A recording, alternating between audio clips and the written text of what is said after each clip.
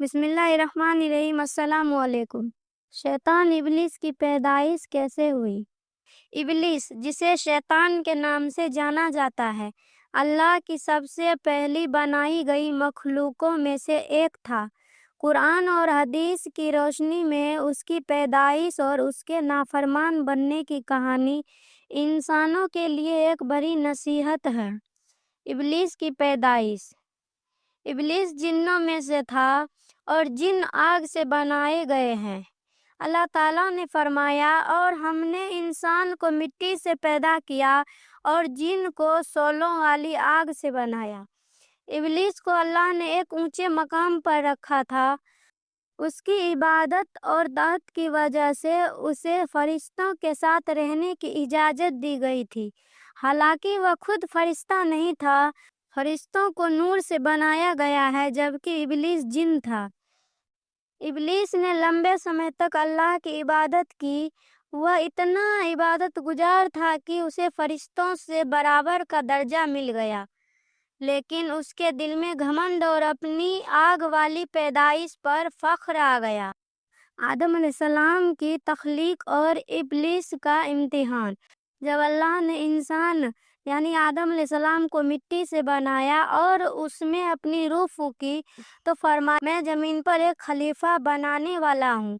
फिर अल्लाह ने तमाम फरिश्तों और इब्लीस को हुक्म दिया कि वह आदम अलैहिस्सलाम को सजदा करे। और जब हमने फरिश्तों से कहा कि आदम को सजदा करो, तो सबने सजदा किया सिवाय इब्लीस के। इब्लीस ने घमंड में आकर कहा, मैं उनसे बेहतर हूँ।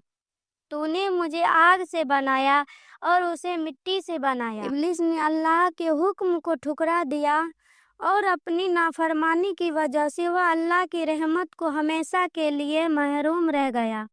अल्लाह ने उसे जन्नत से निकाल दिया और उस पर अपनी लानत भेजी। तुझे यहाँ से निकल जाना चाहिए और तुझ पर कयामत तक लानत है। इब्लीस ने अल्लाह से मोहलत मांगी, मुझे कयामत के दिन तक की मोहलत दे। अल्लाह ने उसे मोहलत दी और उसने कहा, मैं तेरे बंदों को गुमराह करूंगा और उन्हें सीधे राह पर भटकाऊंगा। इब्लीस ने आदम अलैहिस्सलाम और उनकी नस्ल को अपना दुश्मन बना लिया। उसने अल्लाह से कहा कि वह इंसानों को हर तरह से गुमराह करेगा। नंबर 1, दुनियावी ख्वाहिशों से। नंबर 2, शैतानी वसवसों से। नंबर 3, भटके हुए रास्तों की तरफ ले जाकर। घमंड का अंजाम, सबक और नसीहत। नंबर 1, घमंड का अंजाम। इब्लीस का सबसे बड़ा गुनाह उसका घमंड था। उसने अपनी आग वाली पैदाइश को मिट्टी पर तरजीह दी। नंबर 2, अल्लाह का हुक्म न मानना। इंसान को हमेशा अल्लाह के हुक्म की तामील करनी चाहिए। नाफरमानी का अंजाम इब्लीस की तरह होता है। नंबर 3, इंसानों के लिए चेतावनी। शैतान इंसान का खुला दुश्मन है। हमें उसकी चाल और वसवसों से बचना चाहिए।